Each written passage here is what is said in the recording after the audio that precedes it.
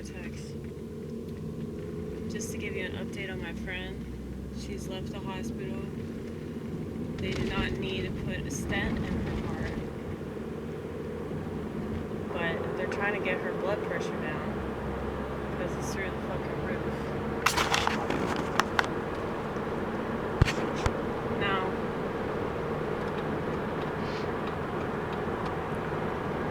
she has described herself as a functioning alcoholic.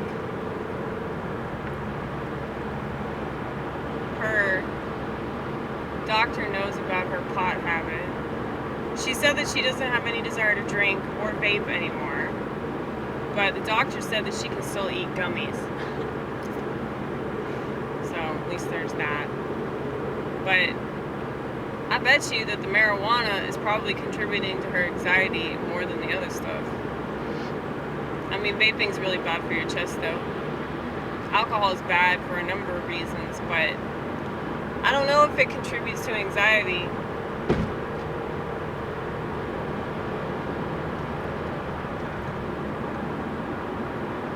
But I talked to her today and she was like, well, it's this job.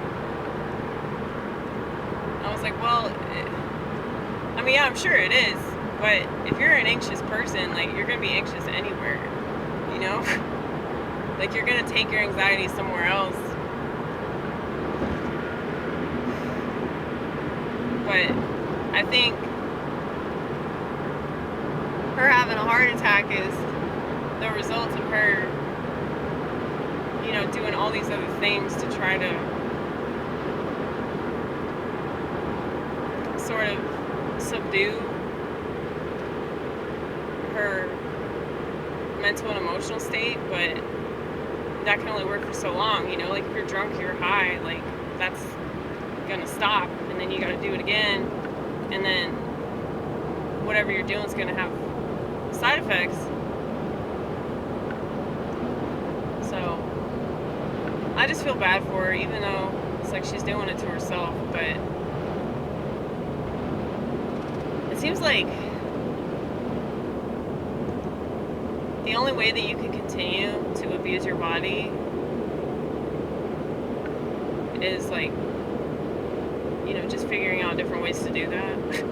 just swapping one form of abuse for another. And I wonder if I'm doing that.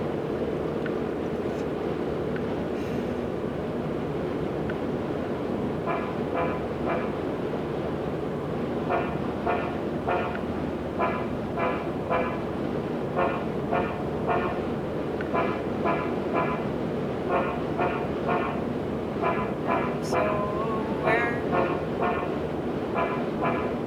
of all these things that I do to repair my unmendable heart, 'cause it falls apart every time I open my eyes and I see what's there in front of me. I guess it just depends on the angle. That's always true. 'Cause sometimes I am filled to the brim with gratitude.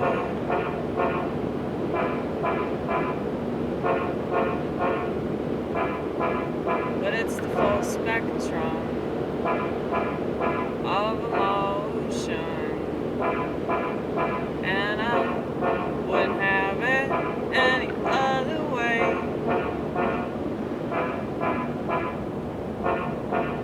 You know, when I was younger, I thought that something was wrong, and then I treated it like it was wrong, and I did a lot of things that were wrong, and I just kept being more wrong.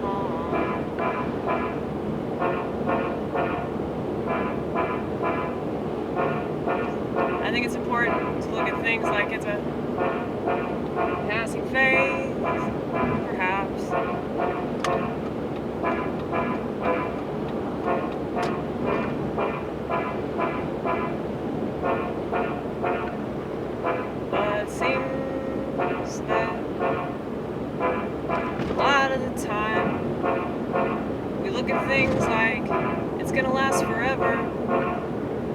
when we do things that are detrimental.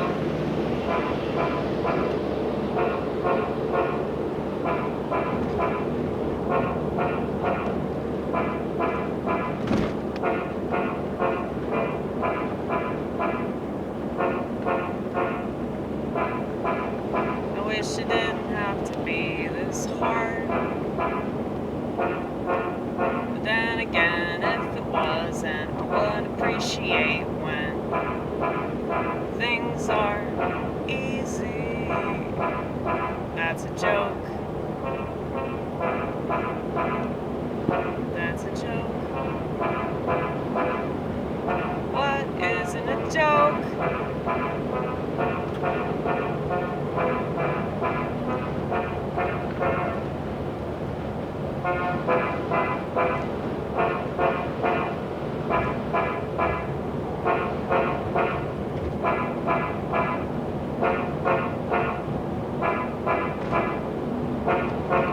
Cause if you destroy yourself, it's gonna catch up to you. I was lucky to get that out of the way at 25. My friend's 35. What's interesting, like I know so many people that are either older than me or younger than me, and they live in such a way that's very similar to either the way that I used to live, or in certain ways I feel like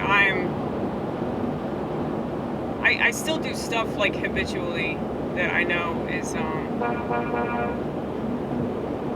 is it detrimental?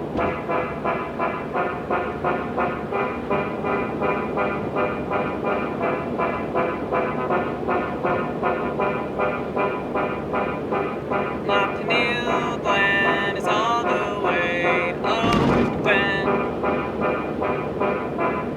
Is that such a bad thing?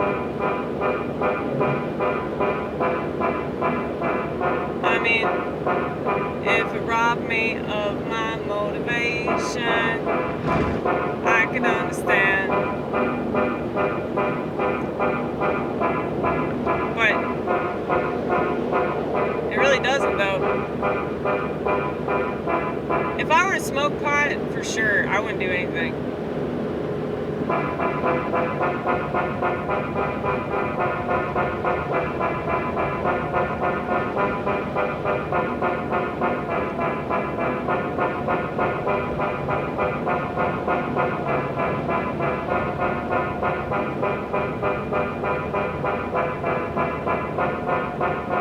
But how much of my life is habit?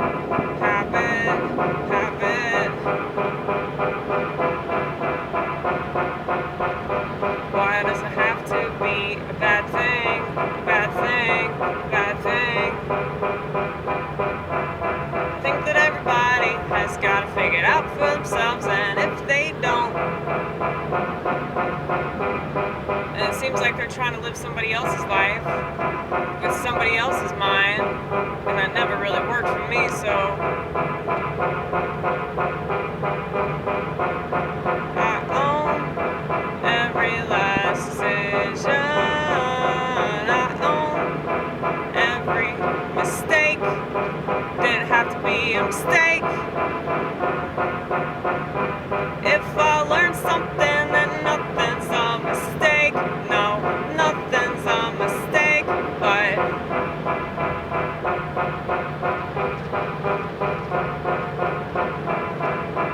we just tend to look at everything that way in our society when everything is transactional.